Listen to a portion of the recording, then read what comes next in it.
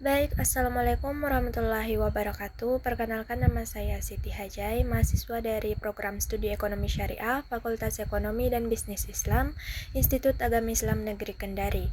Pada video kali ini, saya akan membahas beberapa materi mengenai manajemen investasi dan pasar modal syariah.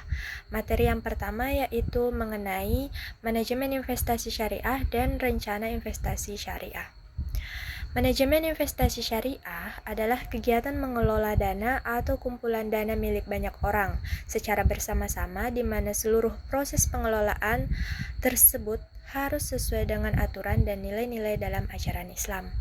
Adapun larangan-larangan dalam investasi syariah yang pertama yaitu tidak mencari penghasilan dari sesuatu yang haram.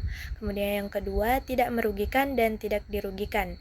Kemudian yang ketiga, keuntungan harus dibagi secara adil. Kemudian yang keempat, dilakukan atas dasar kerelaan bersama. Dan yang kelima yaitu bebas dari riba, gharar, dan maisir. Adapun jenis-jenis investasi yang sesuai dengan syariah, yang pertama yaitu ada tabungan bagi hasil, kemudian ada deposito bagi hasil, investasi langsung ke usaha tertentu, saham perusahaan yang sesuai syariah, reksadana syariah, sukuk atau surat berharga syariah.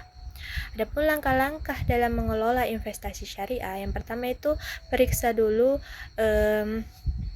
kehalalan dari investasinya. Kemudian yang kedua, tentukan tujuan investasi dengan jelas. Yang ketiga, pelajari produk investasi yang akan dipilih. Kemudian yang keempat, tinjau ulang secara berkala. Dan yang kelima, evaluasi hasil investasi secara rutin. Baik, yang selanjutnya yaitu mengenai rencana investasi syariah. Nah, rencana investasi syariah adalah langkah-langkah terstruktur yang dibuat sebelum seseorang mulai berinvestasi. Nah, dengan tujuan agar investasinya itu terarah, efisien, dan sesuai dengan ajaran Islam. Nah, adapun langkah-langkahnya, yang pertama yaitu memilih jangka waktu investasi yang terdiri dari jangka waktu pendek sekitar 6 bulan sampai dengan 1 tahun, kemudian investasi jangka menengah yaitu 1 sampai 3 tahun, dan investasi jangka panjang yaitu lebih dari 3 tahun. Kemudian yang kedua, menilai keuntungan investasi sebelum memulai. Dan yang terakhir yaitu memahami aliran uang masuk dan keluar. Masuk kepada materi yang kedua yaitu mengenai investasi pada perbankan syariah.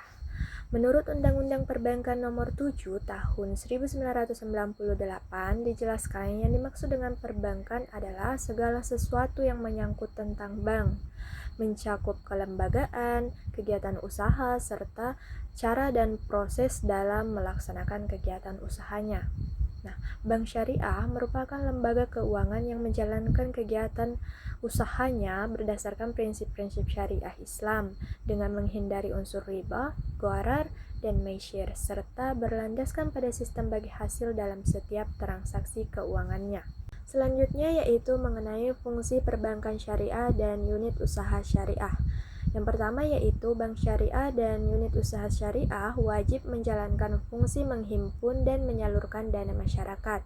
Kemudian yang kedua dapat menjalankan fungsi sosial dalam bentuk lembaga baitul mal, yaitu menerima dana yang berasal dari zakat, infak, sedekah, hibah, atau dana sosial lainnya dan menyalurkannya kepada organisasi pengelola zakat.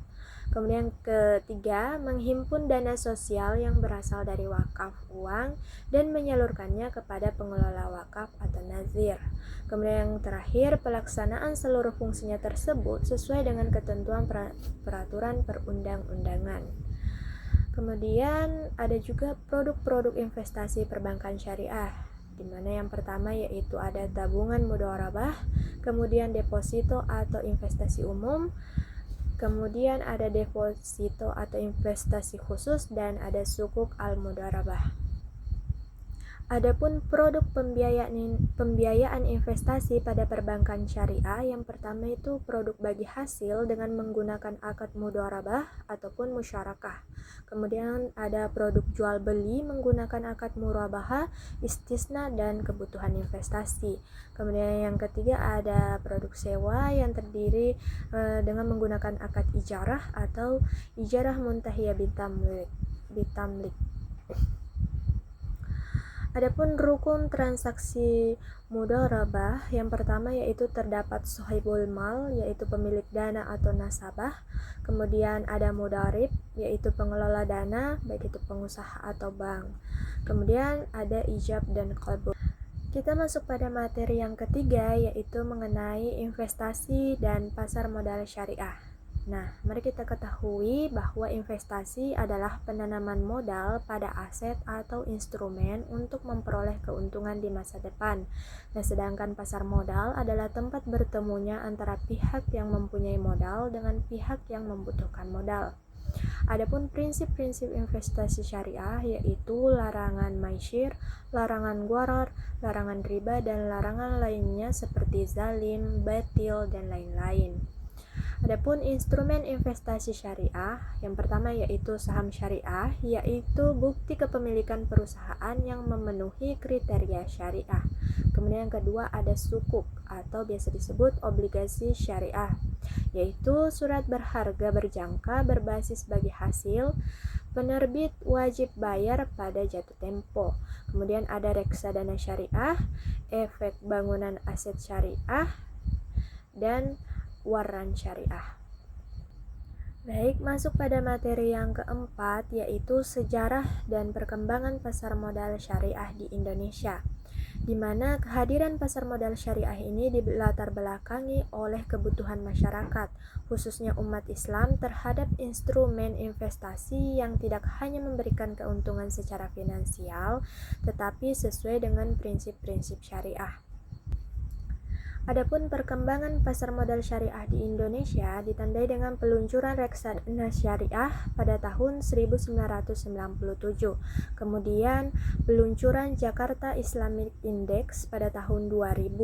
Selanjutnya yaitu penerbitan fatwa pasar modal syariah oleh DSN MUI. Dan yang selanjutnya yaitu penerbitan DES atau Daftar Efek Syariah pada tahun 2007 serta penguatan regulasi oleh OJK. Pasar modal syariah di Indonesia mengalami perkembangan yang cukup pesat dalam beberapa tahun terakhir. Hal ini terlihat dari semakin banyaknya produk investasi syariah yang tersedia, meningkatnya jumlah investor, serta semakin kuatnya regulasi yang mendukung kegiatan pasar modal berbasis syariah. Baik, masuk pada materi yang terakhir yaitu mengenai manajemen risiko dan investasi syariah, di mana manajemen risiko merupakan suatu proses yang sistematis dan terstruktur dalam mengidentifikasi, menganalisis, mengevaluasi, menangani, memantau, dan mengkomunikasikan risiko yang terkait dengan aktivitas, fungsi, atau proses. Nah, dalam konteks keuangan dan bisnis, risiko diartikan sebagai kemungkinan terjadinya peristiwa yang dapat memberikan dampak negatif terhadap suatu tujuan. Nah, adapun jenis-jenis risiko investasi syariah, yang pertama yaitu risiko umum yang terdiri dari risiko pasar, risiko kredit, risiko likuiditas, risiko operasional, risiko hukum, dan risiko investasi. Kemudian yang kedua yaitu risiko khusus yang terdiri dari risiko kepatuhan syariah, risiko akad, risiko bagi hasil, risiko aset, dan risiko reputasi syariah. Adapun prinsip manajemen risiko dalam perspektif Islam yaitu menggunakan prinsip tauhid, tawakal dan ikhtiar, larangan gharar dan maisir, prinsip diversifikasi, keadilan dan berbagi risiko, serta transparansi dan akuntabilitas.